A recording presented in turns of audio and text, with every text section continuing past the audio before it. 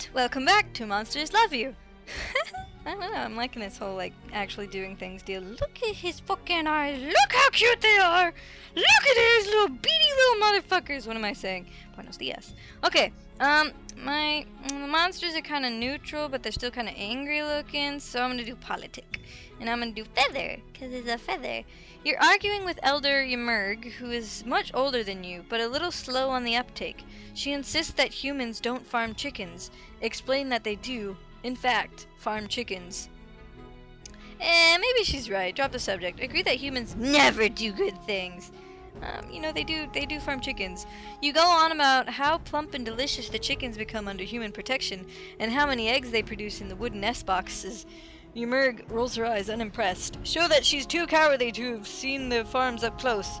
Bring back a chicken from farm as proof. I have bravery more than ferocity. You have no trouble getting onto a farm. You return with a chicken so fat it looks like a feathered balloon. Show off the chicken. Impressed, Ymurg accepts the chicken and takes a bite. Another elder says, maybe the humans do have some redeeming qualities.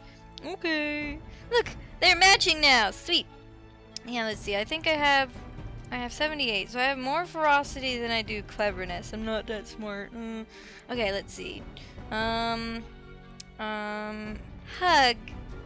You splash through rain gutters when you spy a human on the steps below. She sniffles and sobs into his tissue. A crumpled letter lies beside her. Oh, what's wrong, Miss Human? Human? You slide down a gutter and squat beside the human. She squeaks, then holds very still when you don't attack her. Okay. Finally, she says, you want to know why I'm crying? My parents say I must marry Ernst, but I do not love him. I just wish he'd go away. Hey, that's not in quotation marks. Hey, that's not in quotation marks. Anyways, help her no matter how dangerous they may be. Oh, they? Okay. Offer to harmlessly scare him away. Requires ferocity. I don't have that much ferocity, though. I could devour her. No, I'm just gonna help her. I should do that on the next one, if I do this game again. But on my own terms, I suppose. She blinks away her tears and starts to laugh, then sees that you're serious. She takes your claw in her hand and you go inside. Yes? Where two older humans interrupt their dinner to scream and jump away from you. Great! Well begun is half done. The older human calm themselves and listen to her for you suppose the first time. They agree to reconsider the wedding. Yes! The younger human smiles and squeezes you, not trying to choke you, just to show you how much she appreciates your help. Okay. 'Cause monsters don't know what hugs are, man. Oh, so cute! Okay, I need some more monster stuff, like Laffy face here. Greed Blitz, puffed up with multiple syllabic importance, addresses the other elders. My fellow monsterin, he begins, I propose we meet the humans halfway. What, in that meadow near the forest? No, he clears his throat. I think we should learn from them and adopt human ways to become more civilized. Agree and explain some human innovations.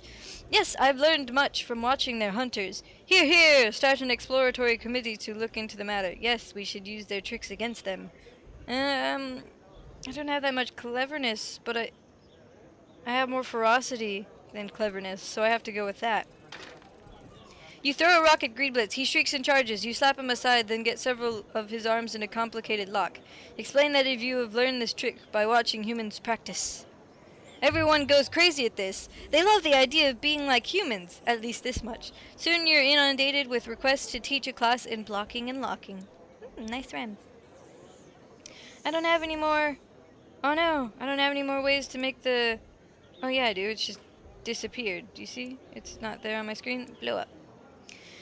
Canillo Aslet, electrical genius, holds his abacus, turning the rocks for you and other elders to see. Take a closer look. The calculations don't lie. All humans find out about monsters in 2 months. These figures are rock solid. Literally, we should prepare new hiding places. Challenge Canillo's logic with headology. We don't know enough to predict their actions. Requires honesty. Canillo scoffs at you. I should remind you that I'm far your elder. Among elders and you making sense when you say I'm making sense. Pronounce that he doesn't even pronounce electrical correctly. You don't even pronounce electrical correctly. But Fuck my life. Anyways, Canelo considers, then speaks. You're right. What was I doing? I wasn't full of my own pridings. Okay. Let's see. Monsters need to feel a little bit better about humans, and then maybe a little bit more sneaky fish. You and some of the elders are considering when Virok walks up proudly holding a toaster. Funny. You have a toaster just like that. Wait a minute. That dent! It's your toaster! Hey! Virok crows. Look what I found at the bus stop. We can take whatever we want from humans. Show how a human could just take it back. Claim monsters and humans both value truth. Requires honesty. Virok tries to flee, but the other monsters stop him. You take back your toaster and step on his head for good measure. He says you're lying, but they trust you more than they trust him. Okay.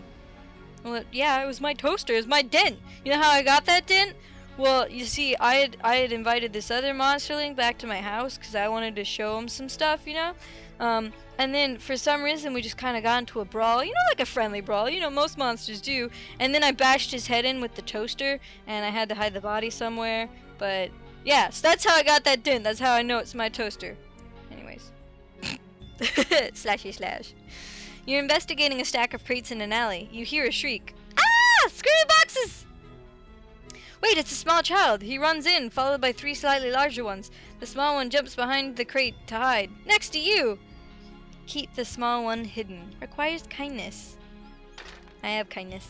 Like many stupid alpha animals, the bullies get quickly bored and leave. The child turns to go, but just before he does, he gives you a tentative hug. Shirt covered with slime, he leaves. Okay. Yay! Hey look, humans are 100%, and I have 3 more days left to get the monsters to 100%. Sword and log. The spine doctor looks up from her current patient. She's working a human knife free of a young monsterling's ribs. Humans are dangerous. Try to change the subject. Watch and listen. She says, humans? No claws. They make their own. Awful thing. Knife wound. Takes twice as much milkweed to patch up as a jaguar attack. Best steer clear, I say. Show that your claws are as sharp as any knife. Explain how they're not all about fighting. Requires honesty. Success! That scary knife you explain is used to spread jam on bread. Real knives are much worse. The spine doctor nods a little shocked. Okay. I have a few more days left, but I already have everything good to go, so. Moopsie Morel outlines a plan for defense against humans. Fruitcake! I've seen it, friends. Every year the humans offer it to each other, but nobody wants it. She can't possibly think, but fruitcake is a weapon. Oh, she does. Moopsie goes on. If they fear it so, it must be a weapon, perhaps a deadly poison, one we can steal and turn against the humans if we need to. Explain the truth. Humans' fruitcake is delicious. You know, I wouldn't know. Oh, you know, I'm going to do my kindness, because I always do my honesty. Everyone is shocked. You've said surprising things before, but this is pretty blatant. Moopsie mutters something to a friend, too quiet for anyone else to overhear. Look at Moopsie expectantly. Moopsie mutters, you are known for your generosity, so perhaps you are right. But I still want to get my claws on some fruitcake. Okay. I have 1 more day left, so I might as well do this sneaky snake. Sneaky. You sneak up to an open window. A human sits on an overstuffed chair. Her back is to a desk covered in... Wait a minute, it's maps with red X's on them. Look closer. They're showing off locations of the monster towns alongside a badly drawn sketch of a monster with a knife stuck through it. What do? Alter the maps to teach her something. Confront her even though she could kill you. You know, I'm gonna try it. You remember that some humans really like gifts. You gather an offering of stinkweed and corn husks and return to the knock on the front door of the house. This'll be nice. She answers and yelps with surprise at the sight of you. Up, give her the bouquet. You shove it at her face. Oops, too much. Still, she seems to find the situation more curious than frightening. For me? Nod at her. She looks bewildered but touched. She utters a quick thanks, hesitating before retreating to her home. Okay. Yay! 0 days left. Look, 100% for both of them. I don't have that much, you know, respect, but I got it. It's like the, above the door is like an eyeball. Like maybe that's a monster, but he's become so elder that he's a house. Anyways, as you walk through Portent Square, you think on your past. Life hasn't always been easy, but you've built up your reputation and you're quite well respected. Yes, well respected indeed. Though monsters have always feared and loathed humans in the past, your work towards improving relations has paid off. Monsters have come to respect and like them. Well done! Grand! Meanwhile, humans who once hated all monster kind have come to understand that monsters aren't terrible, evil things. Rumor has it that humans think pretty well of you. Okay. Shattering your reverie... Reverie? I don't know. I haven't seen that word before. I mean, I have, but I don't think I ever knew how to say it, so I just kind of skipped over it. Anyways, a terrible commotion erupts. Elders and young monsters alike are milling about in a great mob. What is it? Blitz drops from a nearby roof. Humans! Humans are coming this way! What? But she says, that's wonderful. We can talk to them. It's true. Relations have been warming up. Both monsters and humans meet in the deep whale mist. There's a considerable shuffling of feet and paws. Everyone wants to talk, but nobody wants to make the first move. If only some monsters were to speak up. Yes, if only. A few of the other elders are looking at you, strangely enough. Slash one in the throat to show him who's boss. Get lost, humans. Welcome to humans as friends. Man, what if I did the first one and just like turned everything on? It's like, whoa, I was not expecting that. But no. Everyone breathes a sigh of relief as you put your best claw forward. It's the first step of a long journey. A journey on which monster and human will cooperate in all things. What happened next? Universal prosperity! You dared to find the narrow gap between fear and hate. Now humans and monsters work together for the benefit of all. Yep. And so, monsters and humans worked, lived, and played together for many happy generations to come. Hooray for the future! The end. Yay! Look at that. Yep. That it? Yep, and I got a little thingy too. Yeah, you dared to find the narrow gap. Yeah, sweet. Damn, and I still have so much time left. Well, this episode's really short, but it's because it's the final of Universal Prosperity. I'll use that as a thing, maybe, for a title for this episode. But thanks for watching. Have a good life because the day is too short. And goodbye.